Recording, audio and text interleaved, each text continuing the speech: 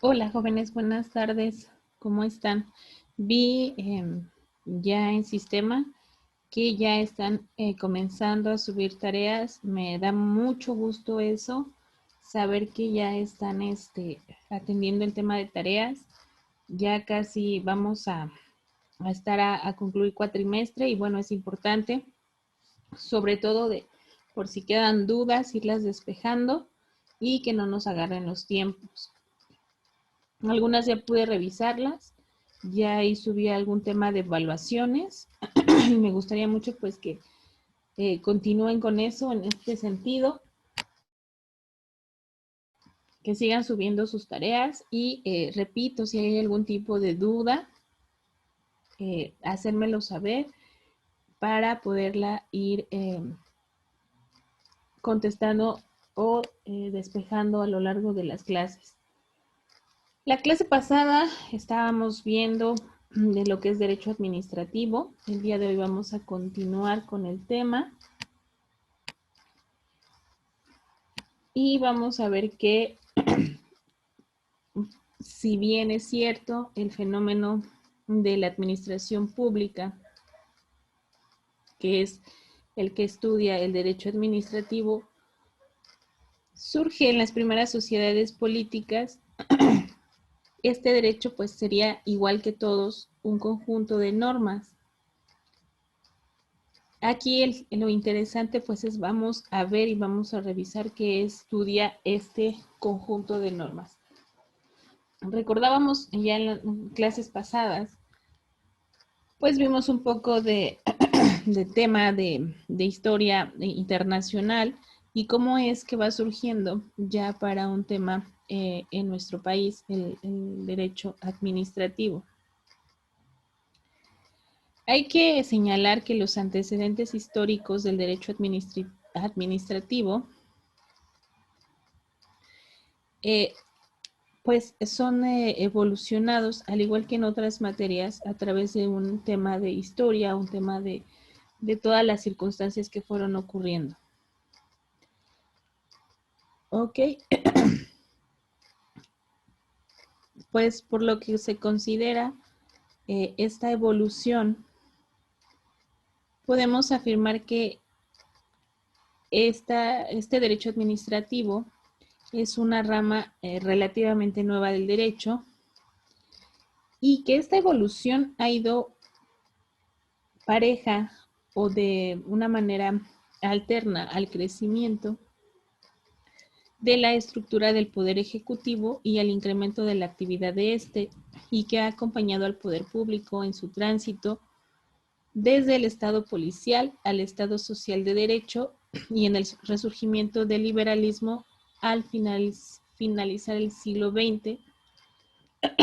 Por lo tanto, durante largo tiempo se consideró que el derecho administrativo tenía por objeto regular la estructura del poder ejecutivo y que la actividad de este poder y de los organismos que lo integran era materia de la ciencia de la administración pública.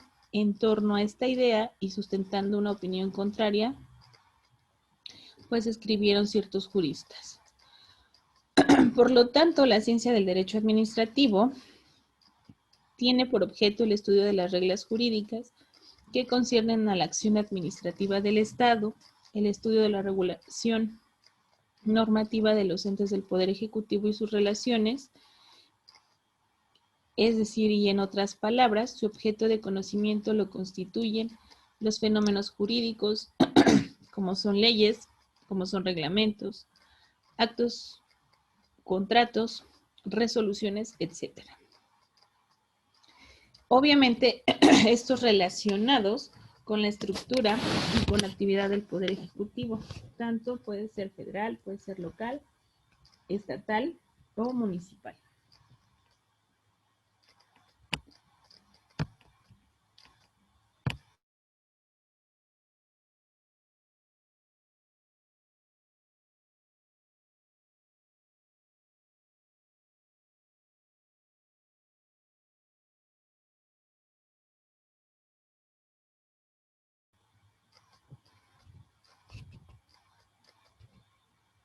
El derecho administrativo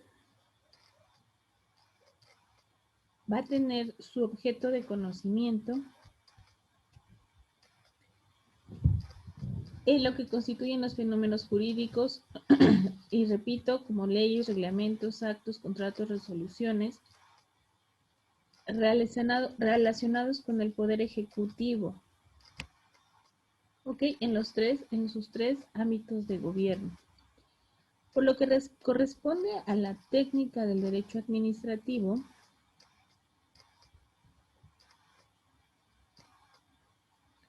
la existencia de una técnica específica del derecho administrativo ha sido un poco estudiada en la doctrina y se refiere a los instrumentos, así como al modo o manera de generar y ejecutar las reglas del derecho administrativo.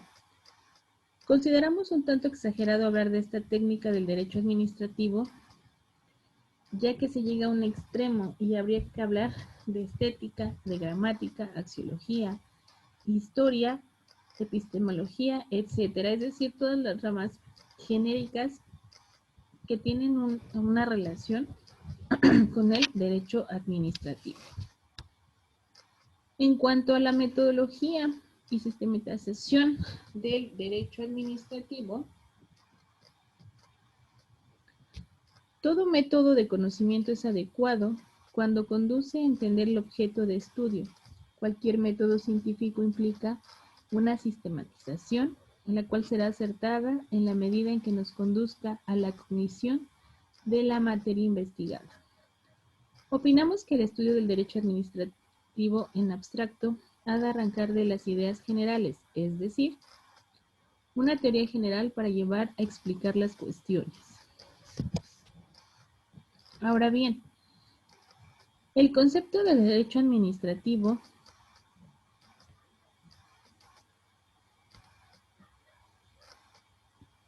concreta, en pantalla van a poder ver un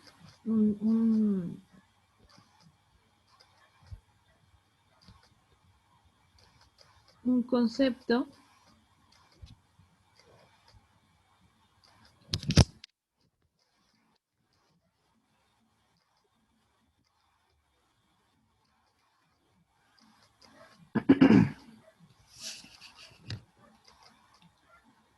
vamos a hablar de él de manera genérica y de manera específica.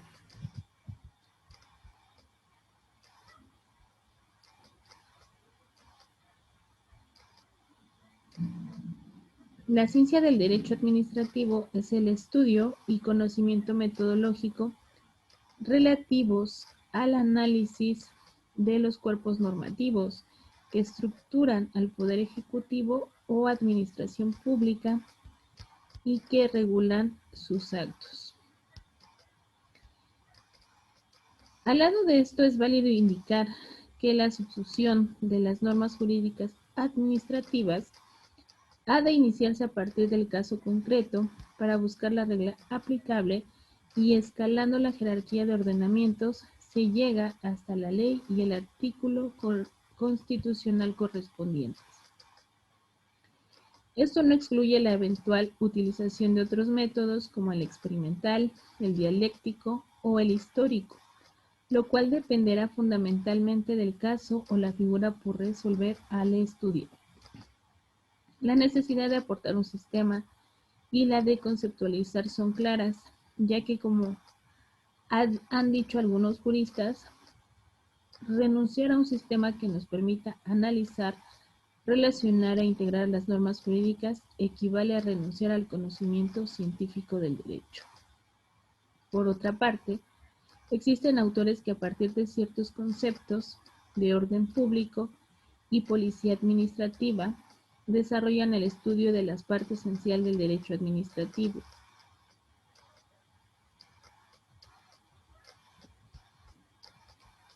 Ahora bien, a efecto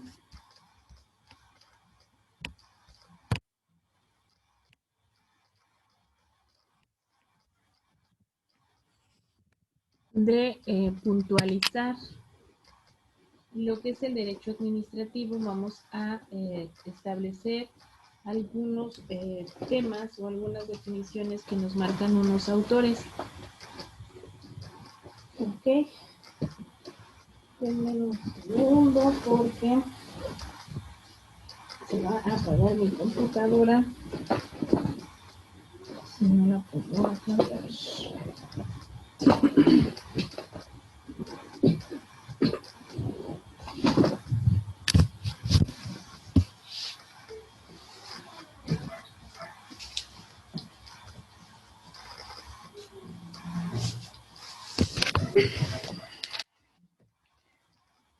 Ok. Conceptualizar el derecho plantea un problema de carácter filosófico muy complejo, del cual se han ocupado innumerables teóricos sin que hayan podido llegar a la unanimidad en lo referente a que comprende el término. Lo que sí es innegable es que su desarrollo como polémica resulta relativamente reciente, pues se retoma los orígenes del Estado moderno, en que el principio de soberanía es trasladado del monarca a la generalidad, es decir, al conjunto de individuos que conforman la sociedad, a quienes coloca en un plano de igualdad ante la ley y sin importar la posición económica o social que guardan dentro de aquella. Hay quienes sostienen que cualquier sistema de normas de conducta dirigidas a los individuos de una población dada han garantizado por el esfuerzo para el caso de resistencia o incumplimiento representa ya un sistema de derecho, posiblemente en razón de que este arquetipo lo encontramos desde las primeras formas humanas de organización, que es lo que venimos comentando.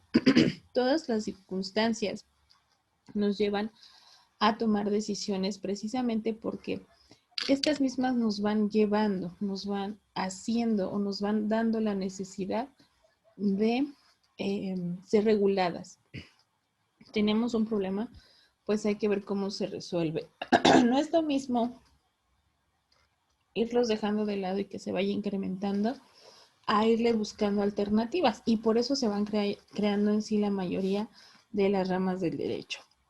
Si recordamos un poco el tema de derecho romano, pues recordemos que fue la necesidad, ¿no? El objetivo pues era que ya hubiera un menor número de conflictos, es decir, buscar el bien común, y de esa forma pues empiezan a crear los tribunales, se empiezan a hacer las legislaciones, las leyes, y pasa así lo sucesivo con las siguientes ramas del derecho. Hay una opinión opuesta que dice que el derecho, como lo conocemos en la actualidad, y para su aceptación observa un requisito sine qua non: la igualdad de los hombres a quien está dirigido, siendo esta una circunstancia que históricamente aparece con el fin de los esquemas que resguardan los privilegios de unos pocos. Y esto lo remiten a la época de la historia en la Revolución Francesa. Esta idea bosquejada por los contractuales Hobbes, Locke y Rousseau, que también son autores contractualistas que venimos estudiando desde que vamos a la preparatoria. ¿Por qué? Porque parte de lo que ellos analizan, estudian y plasman, pues hasta la fecha sigue siendo como nuestros antecedentes, ¿no? Adquiere también Immanuel Kant una inmejorable claridad cuando sostiene que la coacción ejercida por el sistema del derecho debe ser general, recíproca e igual. De tal suerte que este pensador introduce la génesis de nuestra moderna tradición legal, ya que preconiza la total autonomía de la organización jurídica frente a los intereses económicos particulares y la actuación política discrecional y espontánea de los individuos o de ambos. Sin pretender profundizar acerca de este tema, sino más bien puntualizar su complejidad, debemos, para los efectos del curso que estamos teniendo, adoptar un concepto que delimite una categoría esencial para proseguir nuestra definición o para basarnos en esa definición. A dicho efecto, entendemos por derecho al sistema de normas de conducta dirigidas por igual a los individuos de una sociedad con el fin de establecer las bases de su convivencia mediante la imposición de obligaciones y el otorgamiento de facultades, tanto entre sí como respecto al Estado, y fijando sanciones para el cumplimiento de las obligaciones, las cuales pueden ser impuestas aún en contra de la voluntad de aquel a quien obliga. Para uno de los autores, que es Hans Kelsen, el derecho es un orden coactivo, es decir, es un método específico que permite inducir a los hombres a conducirse de manera determinada.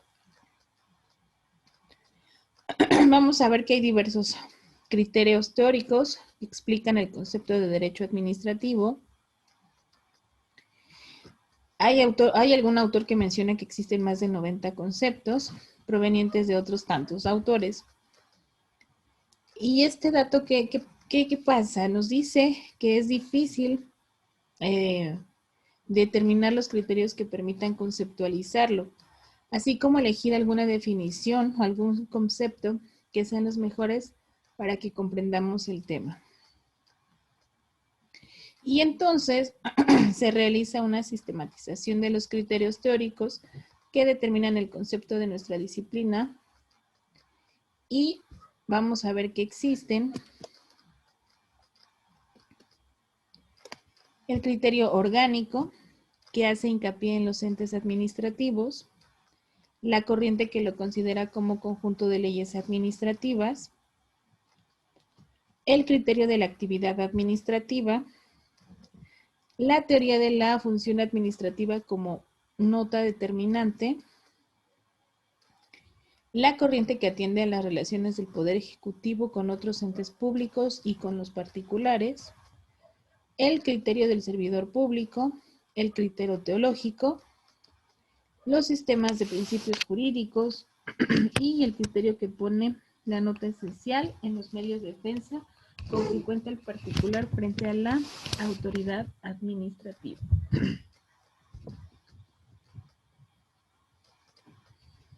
Vamos a ver que existe un concepto amplio y estricto del derecho administrativo,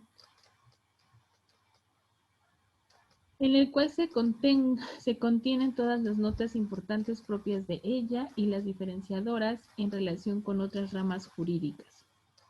Esta, desde luego, es una aspiración ambiciosa, pues todas las opiniones al respecto son válidas, según los razonamientos de sus autores.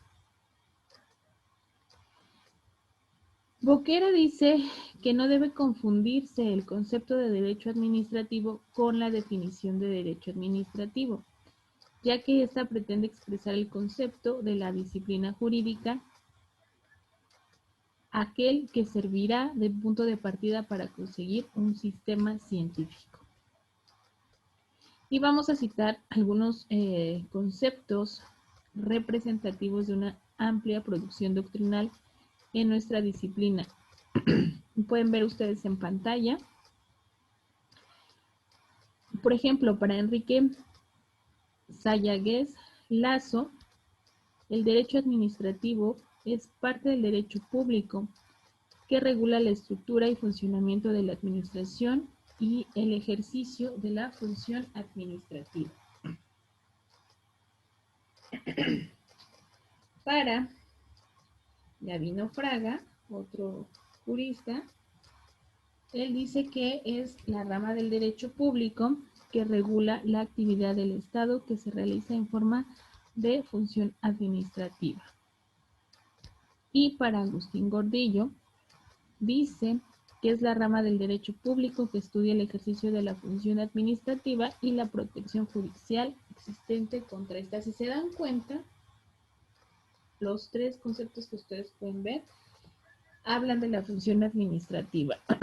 Se enfocan al final del día, aunque son diferentes ideas, pues tienen los mismos elementos. Por nuestra parte vamos a resumir diciendo que el derecho administrativo es el conjunto de normas jurídicas relativas a la acción administrativa del Estado, la estructura de los entes del Poder Ejecutivo y sus relaciones. Yo siempre les digo que hagan este nombramiento de conjunto de normas jurídicas, porque insisto, recordemos que hay otros conjuntos de normas, otro a lo mejor un conjunto de leyes, conjunto de reglas, etcétera.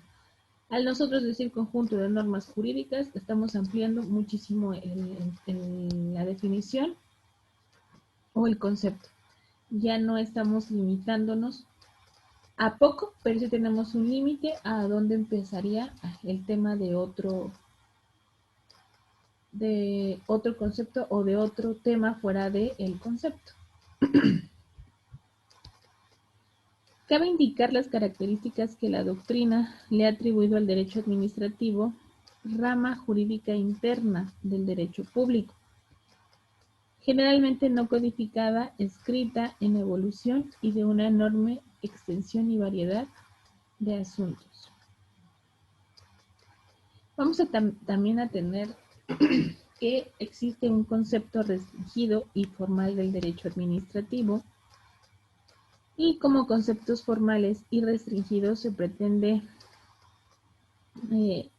o resultan insuficientes por omitir algún aspecto regulado dentro del derecho administrativo. Este encuadramiento es totalmente subjetivo y lo hacemos solamente a fin de estudio. ¿Ok? Vamos a citar a dos autores. Yvonne Jennings dice que el derecho administrativo es el derecho que determina la organización, poderes y deberes de la autoridad administrativa.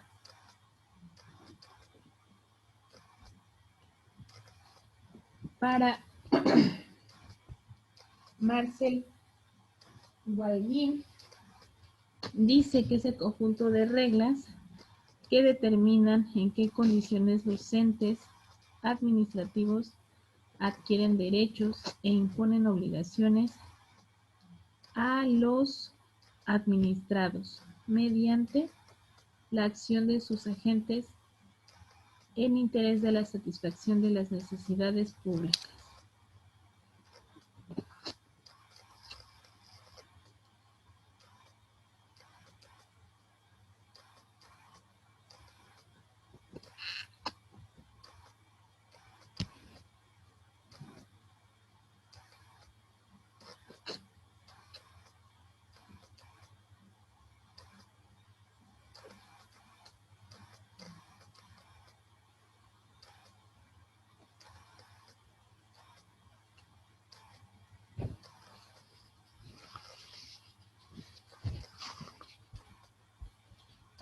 Por su parte, vamos a ver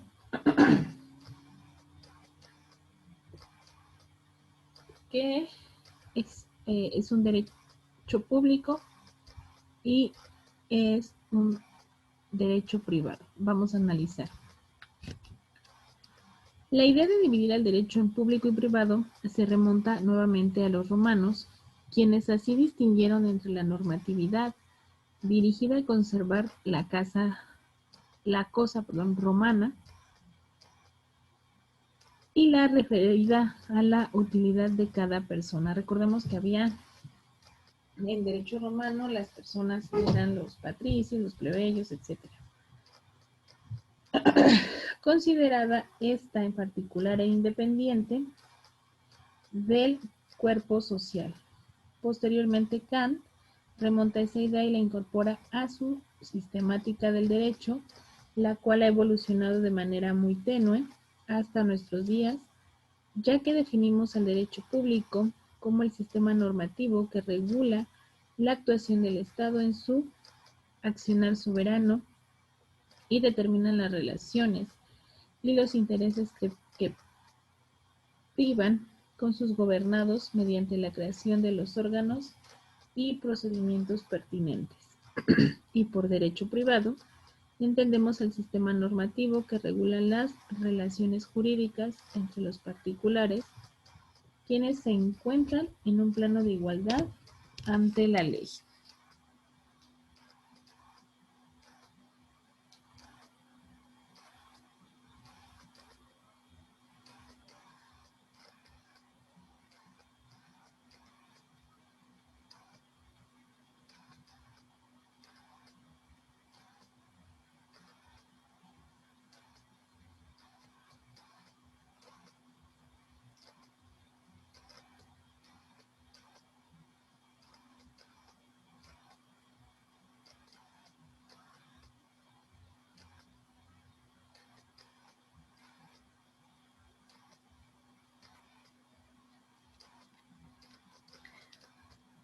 por lo que refiere de manera específica al derecho público, en cuanto al sistema comprende de forma jerarquizada las disposiciones constitucionales del Estado, así como las que lo organizan y facultan para intervenir en una diversidad de aspectos de la vida social, como los servidores públicos, la impartición de justicia, la seguridad nacional, la rectoría económica y la recepción, el manejo y la aplicación de las contribuciones obtenidas de los particulares para sufragar los gastos comunes. En este caso, la doctrina ha sostenido tradicionalmente que el derecho constitucional, el derecho administrativo, el internacional público, el penal y el procesal son ramas del derecho privado.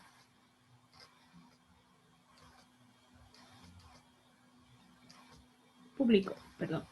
Perdón, chicos. Especificaciones del derecho privado.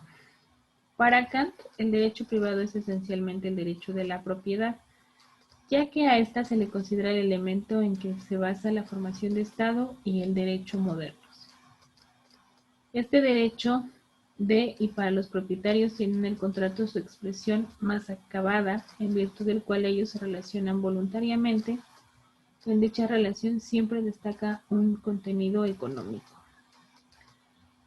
Esta proposición, que en la actualidad nos parece tan obvia, ni remotamente lo era antes de Kant, quien avanzando todavía más sostiene que todos los hombres somos propietarios, aun cuando no poseamos nada, ya que estamos en la posibilidad legal de serlo. Asimismo, resuelve el problema que se plantea al pensar que la propiedad consistía en una relación entre el individuo y la cosa en sí, lo que implicaba necesariamente su posesión física y que el lugar donde estuviera el objeto requería la presencia del propietario. Kant afirmó que el concepto de la propiedad establece no solo una relación con el objeto, sino también y de manera fundamental con los dos temas de propiedad, quienes están obligados de manera recíproca a respetar tal derecho. Con esto se desencadena al individuo de la cosa, al otorgante en pleno reconocimiento social a su calidad de dueño y avalando su derecho por el Estado, este último en el carácter de propietario originario de todo. Ahora bien, las normas que lo integran el sistema de derecho privado han sido a su vez divididas y constituyen las disciplinas jurídicas especiales, las cuales son identificadas en nuestros días como las otras ramas del derecho, que son derecho civil, derecho mercantil e internacional privado.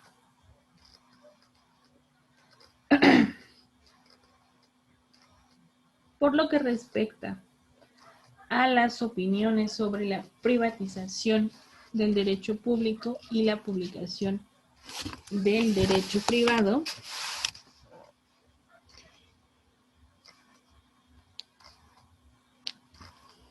en el terreno de los hechos, la sistemática propuesta por Kant al distinguir entre el derecho público y privado no ha sido muy respetada, ya que de acuerdo con las circunstancias imperantes, aquellas normas que en un momento dado estaban incluidas en algún cuerpo legal considerado derecho privado, han pasado a ocupar un lugar dentro de los espacios del derecho público, conforme se iba acentuando la intervención estatal en algunos aspectos de la vida socioeconómica.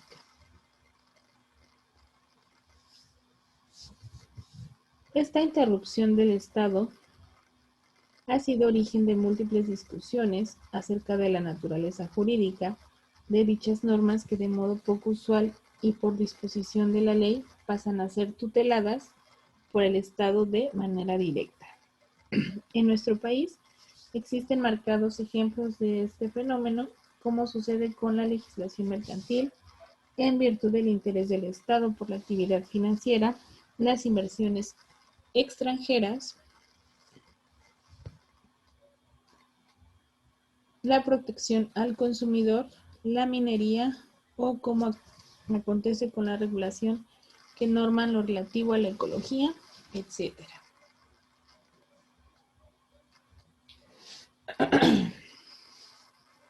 De lo que no encontramos antecedentes reales en nuestro país es el fenómeno inverso, es decir, de la privatización del derecho público, que consiste en que algunas normas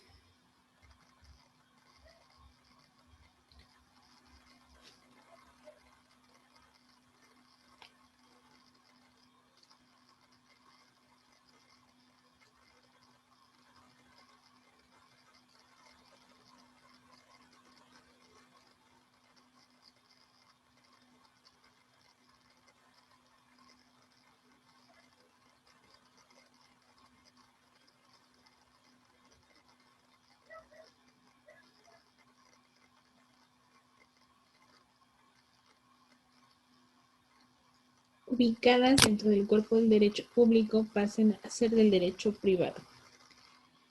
Sin embargo, pues esta posibilidad no está descartada, principalmente ante el auge del neoliberalismo. Finalmente, es unánime la opinión de que la división entre el derecho público y el derecho privado no soporta el rigor del análisis científico jurídico y que la misma obedece a razones de tipo práctico y didáctico, ya que en última instancia toda disposición legislativa emana de la voluntad estatal y por ende debe considerarse como de origen público. Esto es válido a propósito del llamado derecho social, que es como tener una tercera rama jurídica.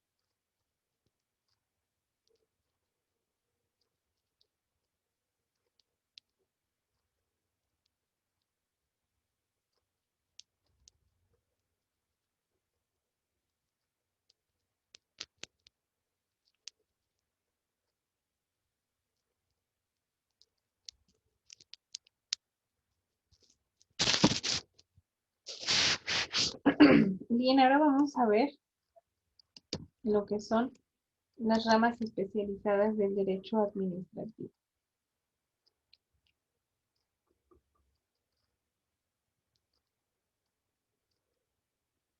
La ciencia del derecho administrativo y las ramas especializadas que tienden hacia su autonomía son caracterizadas de la vida actual respecto de la ciencia, la técnica y de todo conocimiento y estudio, así como ocurre con la medicina, a lo mejor con las ingenierías, todas y de manera general. La administración, a esta tendencia tampoco escapa el derecho administrativo, en el que los teóricos y litigantes pretenden reivindicar la autonomía de cada uno de los aspectos por el resguardo, así que se habla y a veces se escribe o se estudia.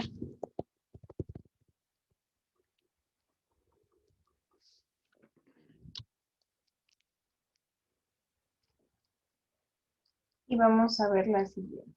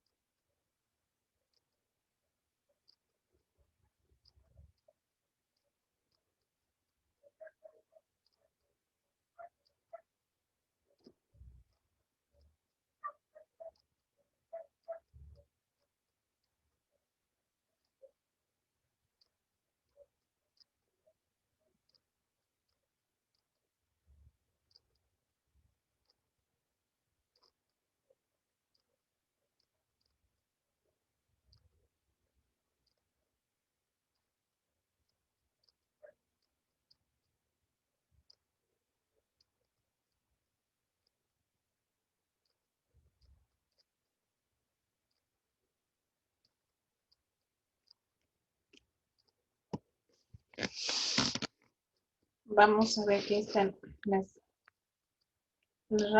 ramas que se atienden hacia su autonomía. Y van a ver en pantalla que son como el derecho aduanero, derecho aéreo y espacial, derecho ambiental, autoral, derecho burocrático,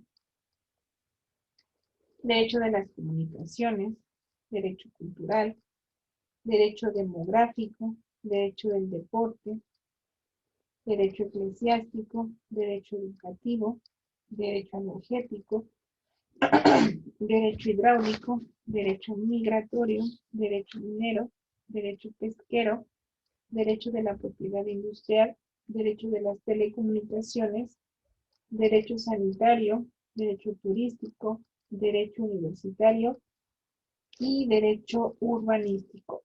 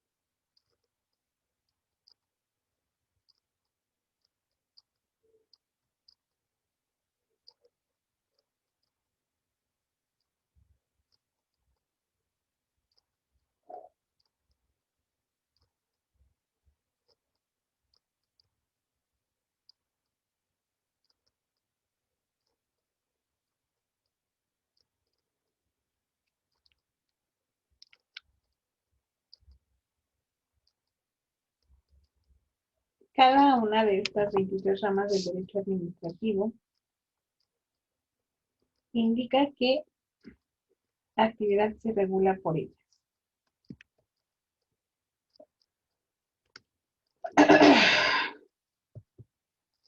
Ahora bien, la enumeración de los diversos derechos que se administrativos han adquirido en su autonomía, en su momento hemos dicho que el derecho como ciencia y como conjunto de normas es uno solo y que por razones de su estudio y de descripción es que se ha dividido, división que siempre será controvertible y que no alcanzará una aceptación universal. Se considera, y no de manera unánime, algunas ramas del derecho se desprendieron del administrativo y además que las mismas han alcanzado su autonomía científica y académica, como son el derecho financiero, el derecho fiscal, el derecho agrario, el derecho municipal y el derecho militar.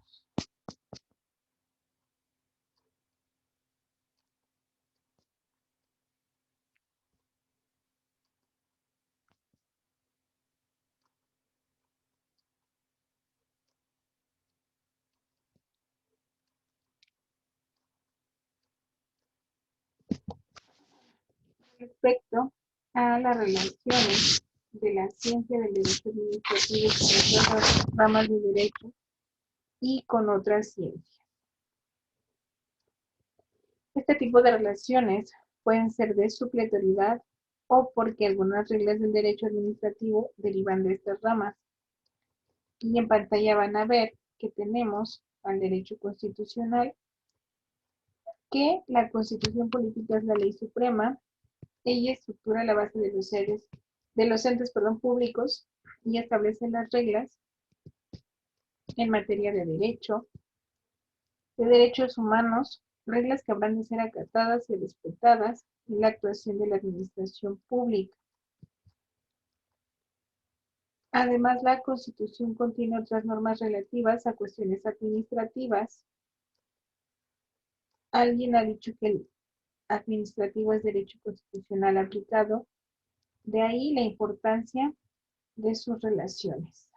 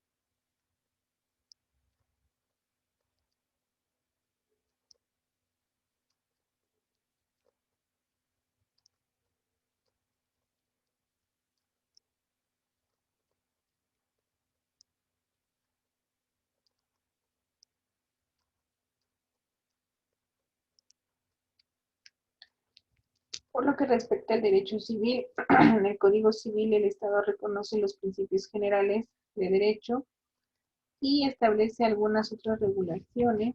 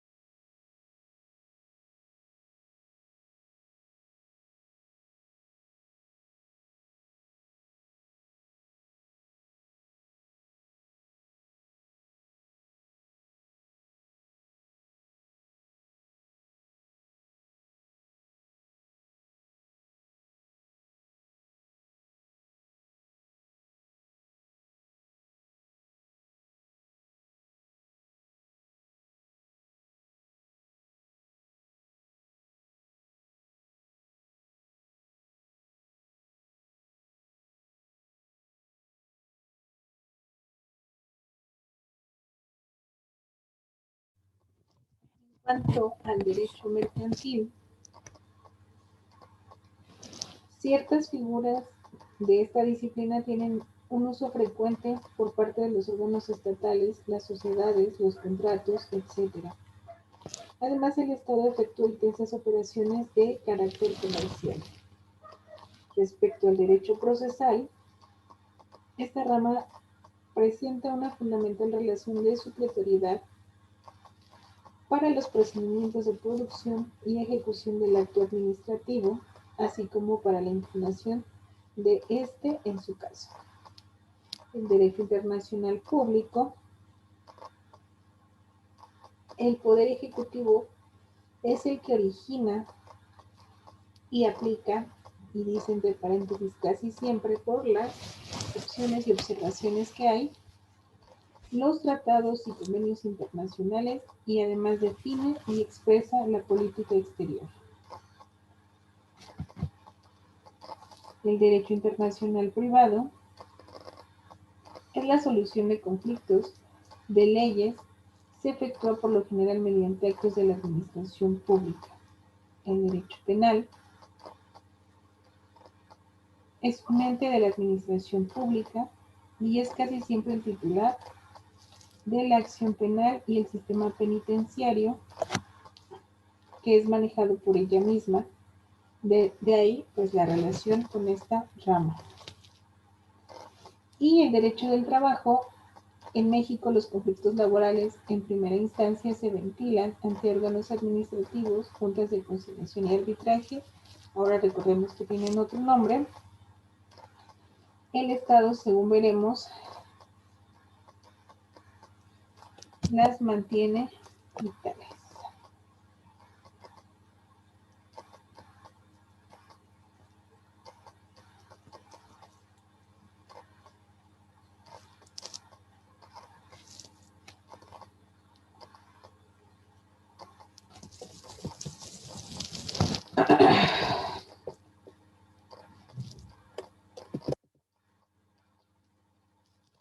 La relación con ciencias no jurídicas, como son las relaciones del derecho administrativo con disciplinas no jurídicas, son de dos grandes áreas. Con aquellas ramas del conocimiento humano, científico o técnico, que lo originan, nutren o auxilian, por ejemplo, la administración, la economía, la historia, la política y la sociología. Son campos del conocimiento o quehaceres humanos que son precisamente la materia regulada por el derecho administrativo en mayor o menor medida. Casi toda la actividad de la sociedad está contemplada por las reglas del derecho y así tenemos a la administración, agricultura, comercio exterior, contabilidad, economía, informática, ingeniería, la medicina, el mercado de valores y la protección ambiental.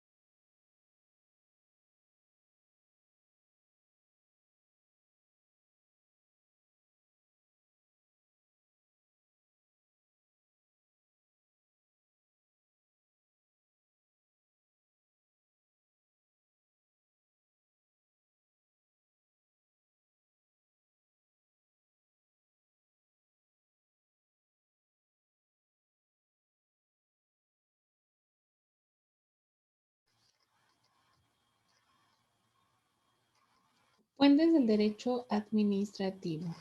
En derecho administrativo, como en casi todas las ramas jurídicas, suele citarse una lista de fuentes que son en realidad las fuentes formales o los documentos donde se encuentran las normas de nuestra materia y aquellos otros textos, ideas o actividades que pueden contener directa o indirectamente reglas o elementos supletorios o interpretativos en el derecho mexicano.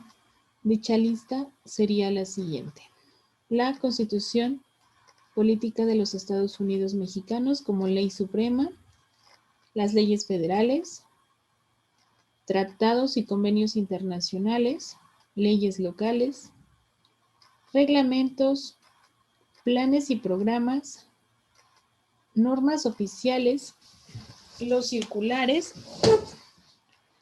acuerdos, decretos, convenios, jurisprudencia, derecho civil, procesal, mercantil, penal y laboral, principios generales del derecho, la costumbre y la doctrina.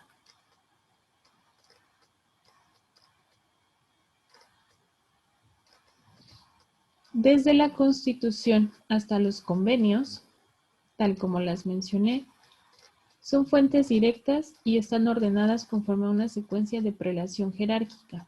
Las 5 últimas, y repito, son jurisprudencia, derecho civil, procesal, mercantil, penal y laboral, principios generales del derecho, la costumbre y la doctrina.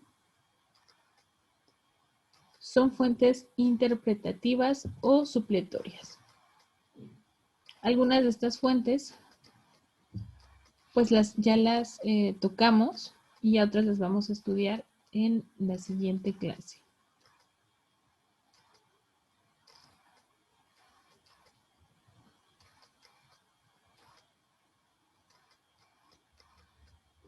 Ahora bien,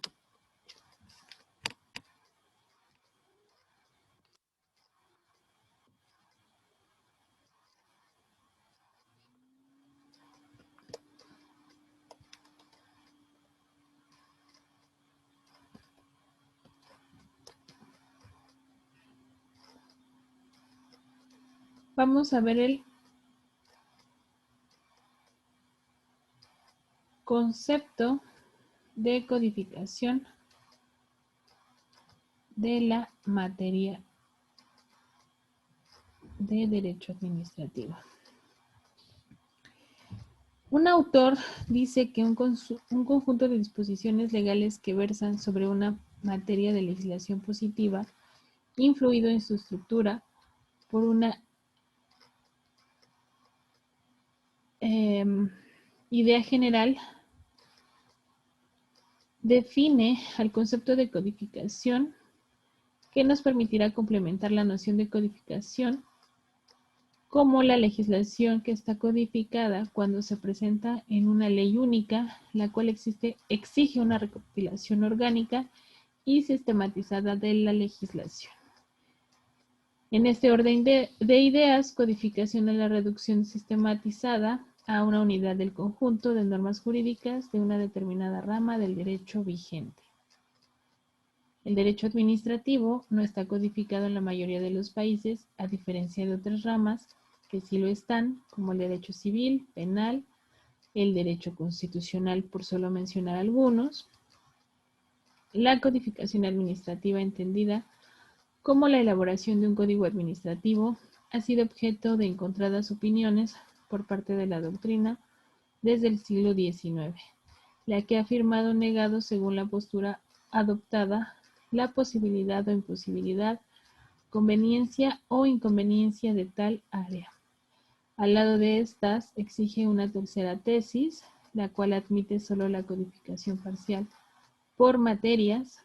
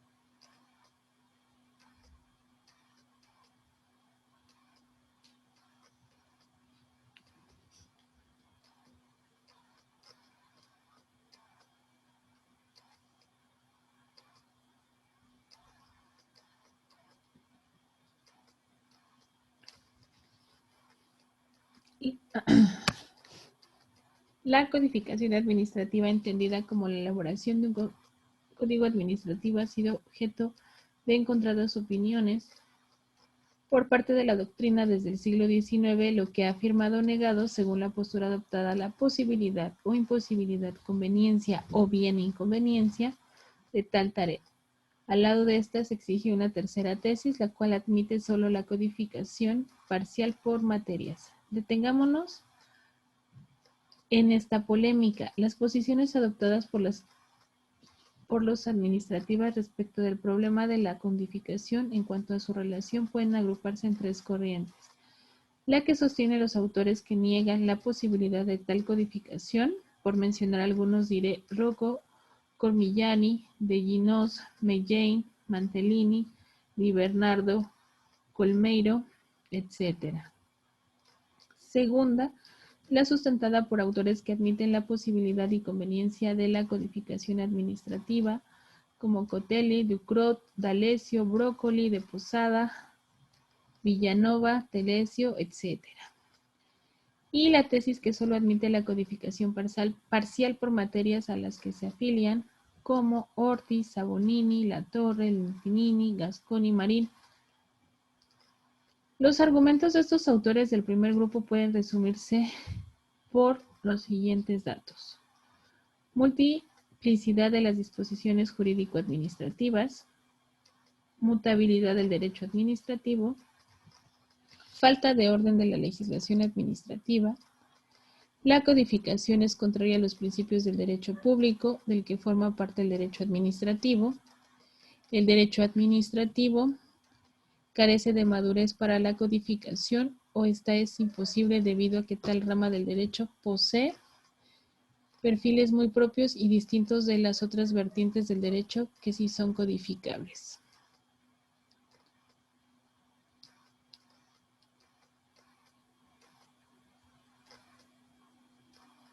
Entonces, si se pueden dar esta parte, pues ya es un tema más de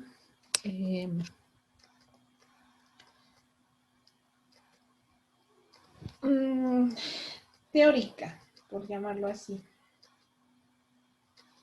Por eso vamos a ver directamente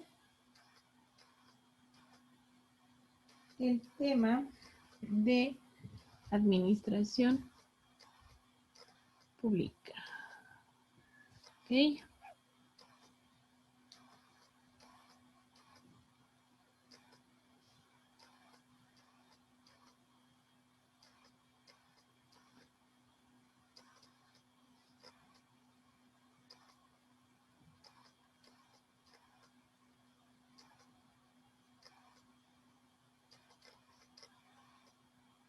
Y vamos a ver primero que nada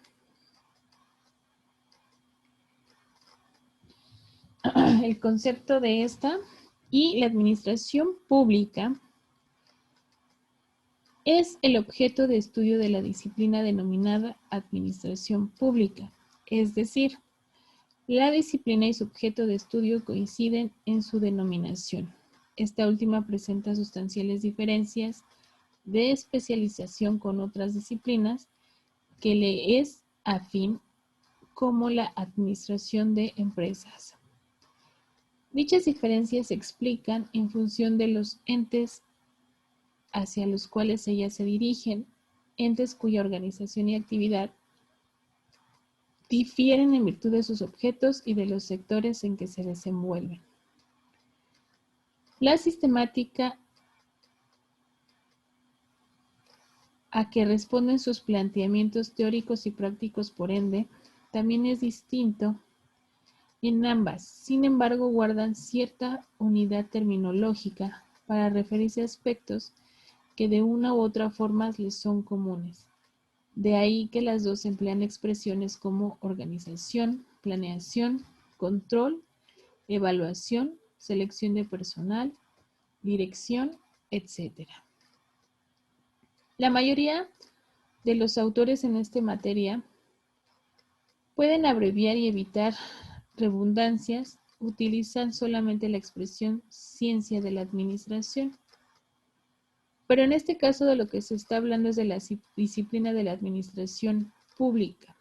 Por otra parte, es de hacer notar que los especialistas aún no se ponen de acuerdo de manera unánime en cuanto a si la administración es una ciencia o una técnica. Por eso, preferimos referirnos a ella con el término de disciplina.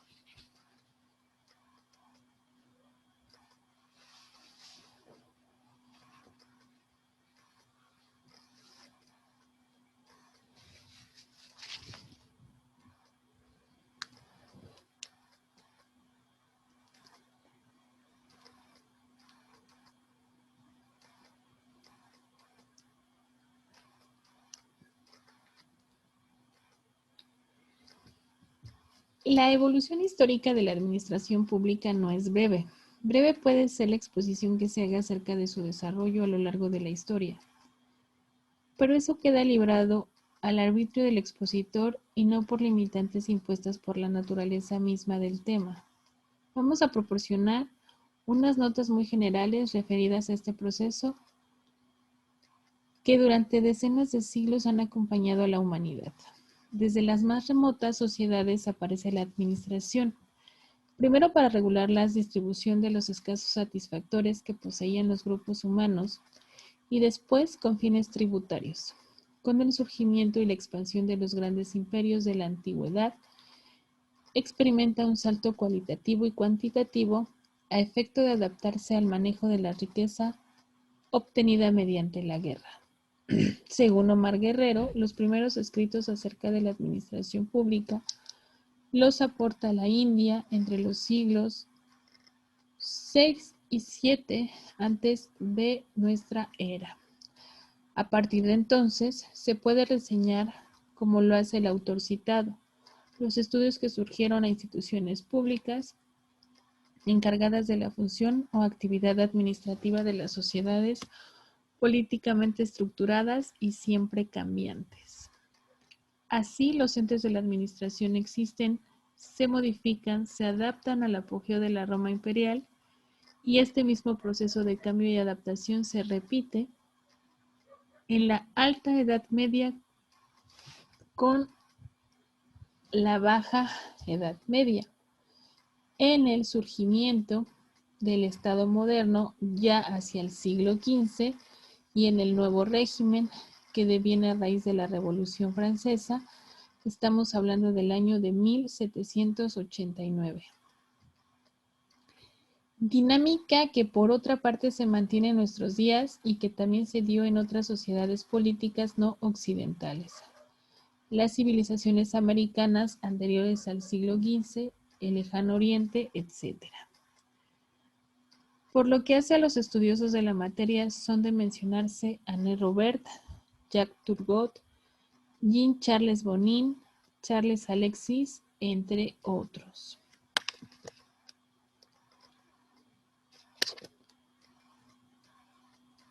Problemas que presenta la administración pública moderna. La administración es tan abigarrada, tan diversa en su forma y contenido, que solamente se puede aceptar una noción negativa, el hecho de no ser legislación ni ser justicia. A medida que el Estado se iba consolidando, la administración pública incorporada incorporaba nuevos contenidos a su ámbito de competencia. Este movimiento ha aumentado el radio de acción de la función administrativa, no ha cesado en la actualidad porque prácticamente toda la actividad social implica relaciones con los órganos del Poder Ejecutivo Federal, local o municipal. Tal ensanchamiento del campo de acción de la administración pública ha producido la innovación y proliferación de métodos, reglas y organismos, lo que ha motivado que se haya experimentado una multiplicidad de variantes en las estructuras del poder público y el incremento de las diversificaciones de sistemas. Estos comentarios resultan vigentes a pesar de las políticas neoliberales adoptadas en casi todos los países al final del siglo XX. El llamado adelgazamiento del Estado no trajo consigo que éste renunciara a cuotas de poder y la traspasara a otras instancias sociales. Vamos a ver que existen diferentes concepciones de la administración pública.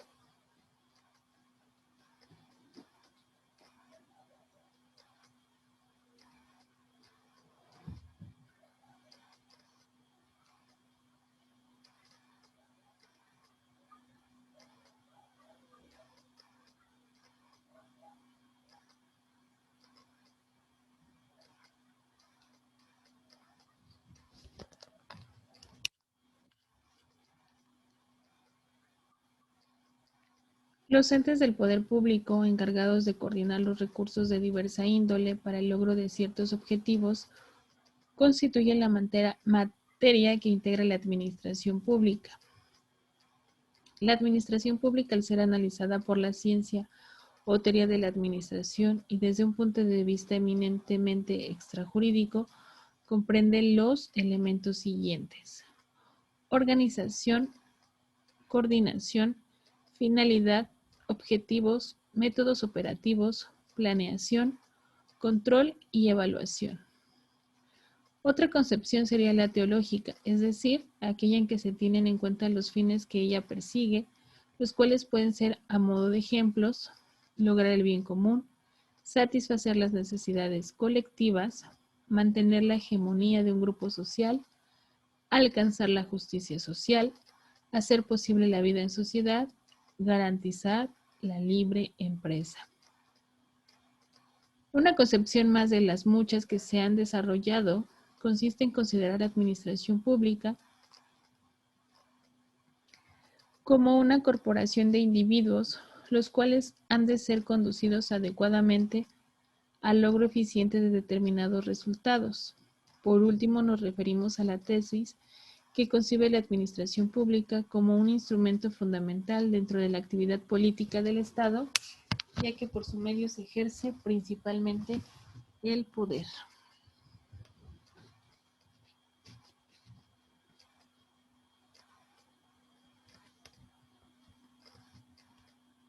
Existen algunos puntos de vista o criterios a los que se acude para establecer la naturaleza o materia que integra la administración pública, los cuales se denominan orgánico, dinámico o funcional respectivamente.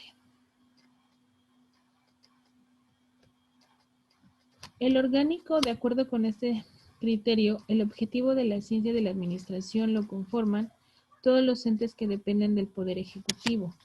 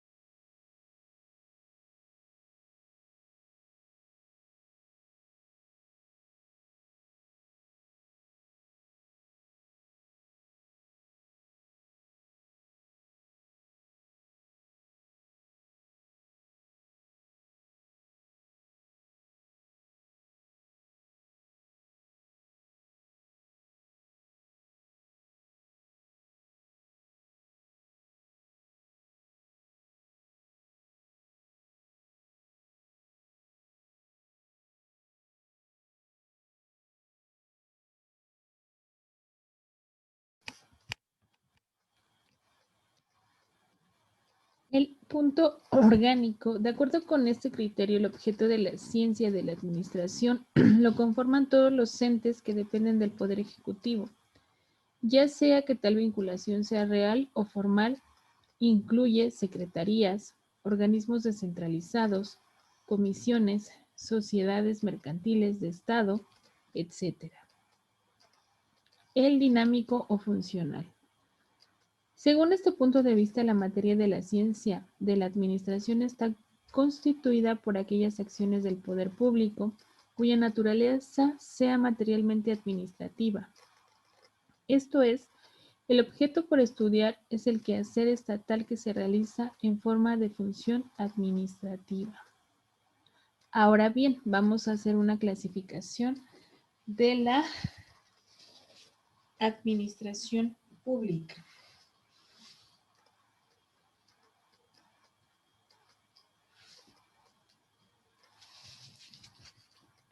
En el derecho administrativo, como en otras ramas jurídicas, cada autor acude a su propio criterio para clasificar o definir. A ello se debe que existan abundantes clasificaciones de la administración pública, además de las previstas por la ley, de unas y otras, y veremos que existe de manera activa y contenciosa. Es un criterio inspirado en la escuela francesa. La activa denota a los entes que producen y ejecutan actos administrativos. La contenciosa a los órganos del Poder Ejecutivo competentes para resolver conflictos entre los gobernados y la propia administración pública, federal, local y municipal. Esta clasificación se basa en la Constitución Política Mexicana y atiende a los 3 niveles de gobierno existentes en nuestro sistema jurídico-político. Vale la observación de que la administración local también se conoce como estatal y en derecho comparado equivale a la denominada provincial o estadual, centralizada y paraestatal. Se refiere a los dos tipos de la administración pública previstos en el artículo 90 constitucional. Centralizada, desconcentrada y descentralizada.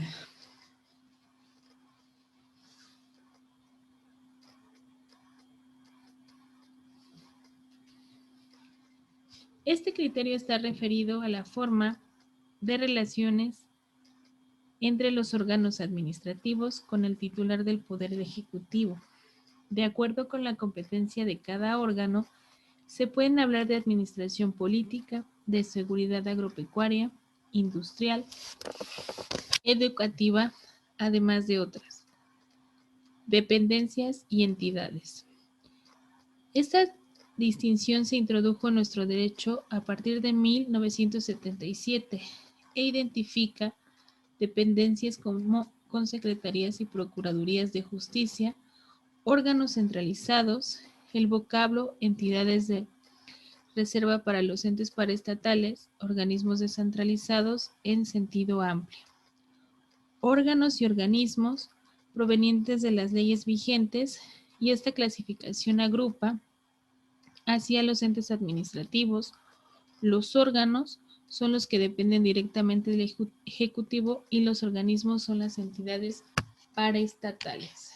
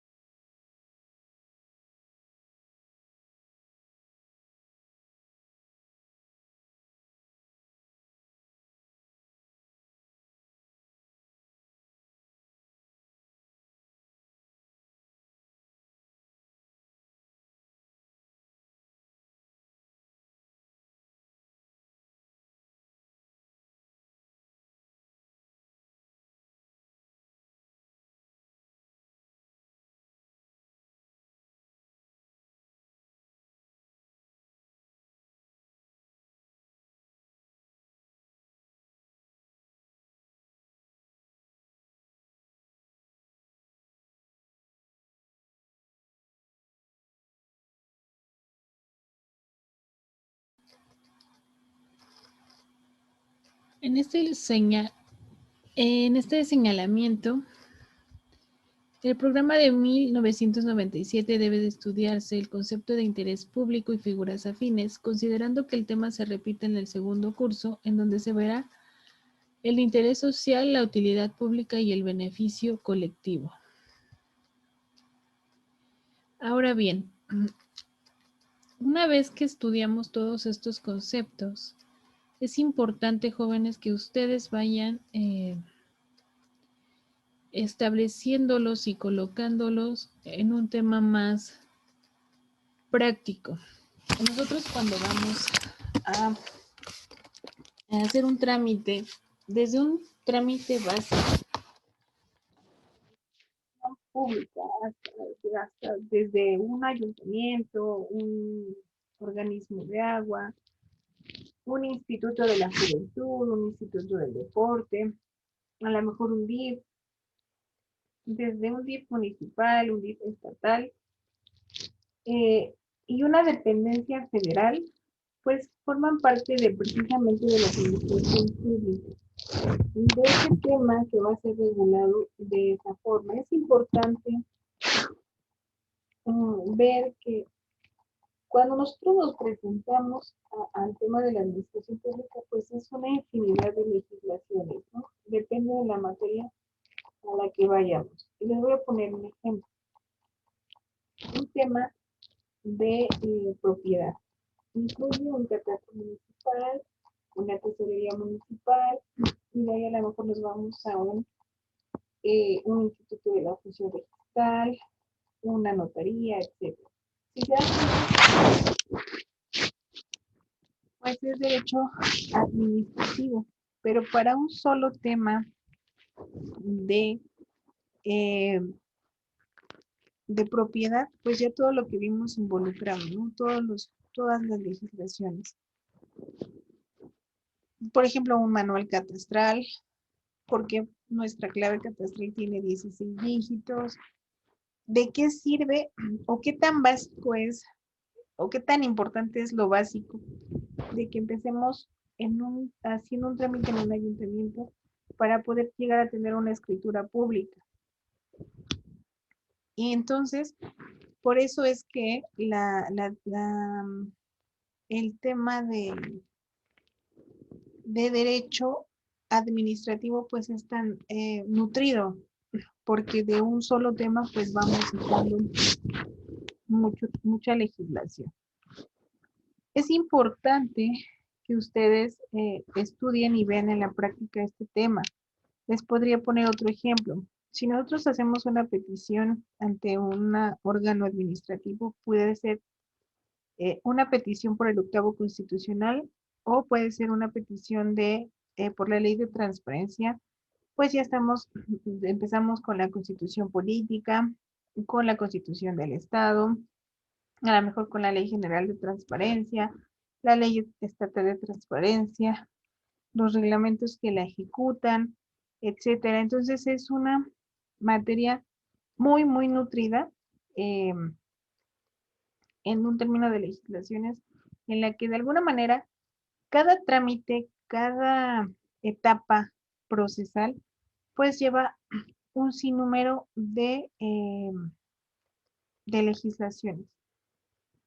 Un procedimiento administrativo, lo mismo, es un tema muy amplio y por eso a muchos de repente se les hace un tema tedioso, pero bueno, es importante que nosotros salir analizando desde el tema de historia, cómo llegamos a evolucionar, llegamos a este punto, la diferente acepción que le dan nuestros autores o nuestros juristas, así como los conceptos ya definidos tanto de derecho administrativo como ya en su momento de una administración pública.